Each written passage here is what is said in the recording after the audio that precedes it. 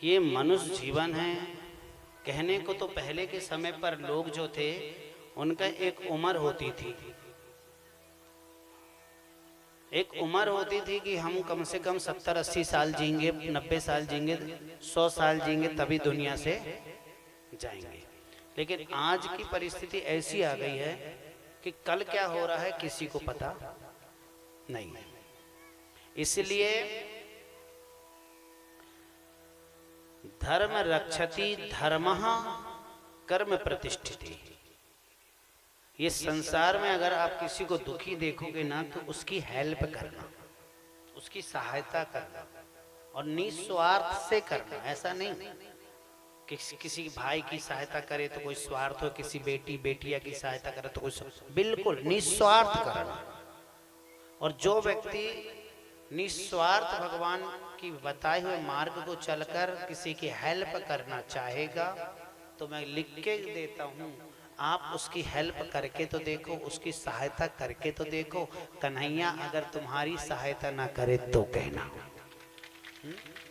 और भगवान ने आपको अगर भेजा है, आपके पास किसी के पास अगर भगवान ने भेजा है ना, तो ये मैं अपने से नहीं गया, आप अपने से मेरे पास नहीं आओगे, अपने से कोई नहीं आता। ये जोड़ता है, रिश्ता जो होता है मददगार करने का, ये जोड़ता कि मैं तो आ नहीं सकता, इसलिए तू जा, इसलिए तू जा उसकी सहायता करने के लिए, उसकी मदद करने के लिए।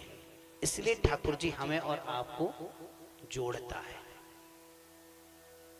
लेकिन आज की दुनिया, आज की जो समय है, आप किसी की मदद करेंगे ना, किसी के यहाँ आना जाना करोगे, किसी के यहाँ बैठक उठक करोगे तो दुनिया अच्छा नहीं कहेगा, गलत जल्दी सोचने लगता है। तो कृपा करके इन चीजों से आप सावधान रहिए। भागवत सुनते हैं आप, सत्संग सुनते हैं, कीर्तन करते हैं, यज्ञ करते हैं, घर में जाप करते हो, पूजा करते हो, इन चीजों को मन से निकालिए। क्योंकि दुनिया में क्या लेकर आया है और क्या लेकर चला जाएगा, खाली हाथ आया है और आंख बंद करके चला जाएगा। प्यारे, आंख बंद करके चला जाएगा।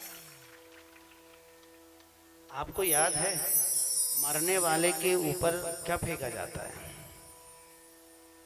मरने वाले के ऊपर मखाने, पैसा, बतासा, फूल, ये सारी चीजें फेंकते हैं। क्यों फेंकते हैं?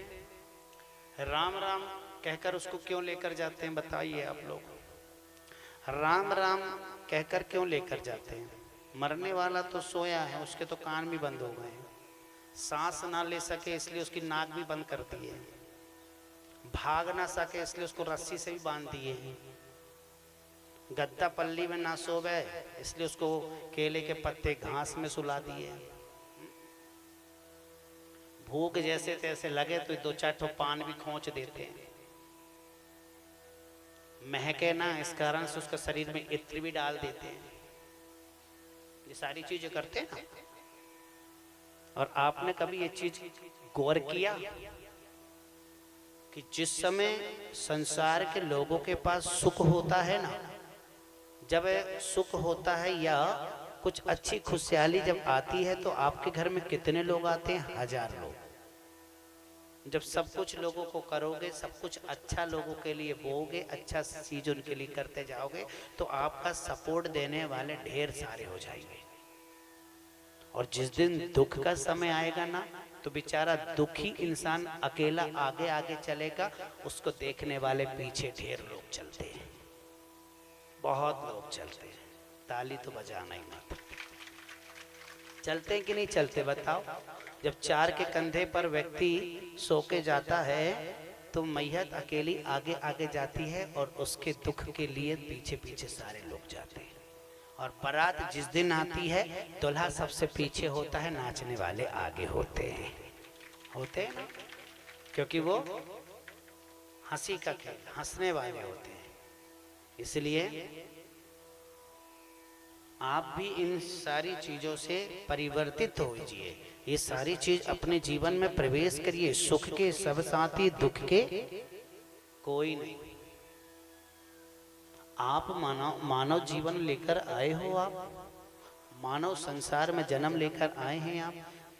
जब मैयत जाती है चार के कंधे पर मखाना बतासा फूल राम राम सत्य है, सबकी यही गत है। आप कभी एक क्वेश्चन बता दूं मैं आपको, आप किसी की शादी पे जाइए, आप किसी की शादी में जाएं और शादी में जाकर आप क्या देना बताऊं, एक गिफ्ट देना, और गिफ्ट के ऊपर नाम ना लिखकर क्या लिखना, राम राम सत्य सबकी यही गत है। वो जैसे ही देखेगा ना तो भाई अरे बाप रे बाप, अच्छे काम में देखो क्या लिख के दिया इसने। किसी की पार्टी डिनर विनर में जाना, उस पे भी इसी प्रकार का शब्द लिखना, तो लोग दे बोलेंगे क्या भैया अच्छा काम में तू ये क्या लिख के दिया है। लेकिन वह व्यक्ति ये भूल गया है, वह व्यक्ति ये भूल गया है कि राम राम सत्य ही तेरे साथ शुरू में भी है और अंत में भी यही शब्द तेरे साथ जाएगा। अंत में भी वो व्यक्ति के साथ में यही दो शब्द जाएंगे और कुछ नहीं। राम राम सत्य का अर्थ ये नहीं होता कि हम सिर्फ मरने पर ही बोलें। राम राम शब्द जब मरने वाले के पीछे पीछे जाते हुए व्यक्ति कहता है कि राम राम सत्य सबकी यही गत है, तो ये बताया जाता है, उस व्यक्ति को बताया जाता है कि दुनिया में तू जन्म लेकर आया था तो राम का नाम लेकर जा रहा है, तो राम का नाम लेकर, और तू तो सो गया है, तू सो गया है, तुझे तो कुछ पता भी नहीं है। लेकिन तेरे कारण तू बिस्तर में सोया है, चार के कंधे पर जा रहा है, तू सोने के बाद तेरे कारण मैं चार को सुना रहा हूं। जो चार हमारे साथ जाते हैं हम उनको सुना रहे हैं कि देख भैया यही संसार का लेख है, राम से बढ़कर दूसरा कोई स्थान नहीं है, राम ही हमारे सर्वस्व हैं। उस व्यक्ति को बताया जाता है और पैसा छाती पर इसलिए फेंका जाता है कि मेरी माँ कि देख जिंदा था तो यही एक एक रुपए के लिए तू दिन रात मेहनत किया, परिवार को छोड़ा, गांव को छोड़ा, देश को छोड़ा, विदेश को छोड़ा, सारे सुख दुख को छोड़कर परिवार के लिए इधर गया उधर गया, अंत में क्या हुआ कि तेरे साथ एक रुपए भी साथ में नहीं जा रहा है। हिम्मत है तो एक रुपए बीन कर बता, हिम्मत है तो एक सिक्का उठाकर बता। जिस पैसे के लिए, जिस सुख के लिए तो दिन रात एक किया, आज वो एक सिक्का भी तेरे साथ नहीं जा रहा है, जबकि तेरी छाती में फिका है वो सिक्का, उसके बाद भी तेरी हिम्मत इतनी नहीं है कि तू उस सिक्का को उठा सके। इसलिए रक्षति धर्म रक्षति, आप दूसरे की सहायता जरूर करिए, दूसरे की अगर हो सक्षम हो तो ऐसा नहीं कि धन दौलत से ही हमें मदद करना है, मकान इत्यादियों से ही हमको हेल्प करना है। अरे मेरे भाई उसके साथ में जाकर खड़े हो जाएगा ना, दो शब्द मीठे के बोल लेगा ना, तो ये कहेगा तू दिया चाहे ना दिया, कम से कम तूने मीठे शब्द बोलकर मेरी शक्ति तो बन गए।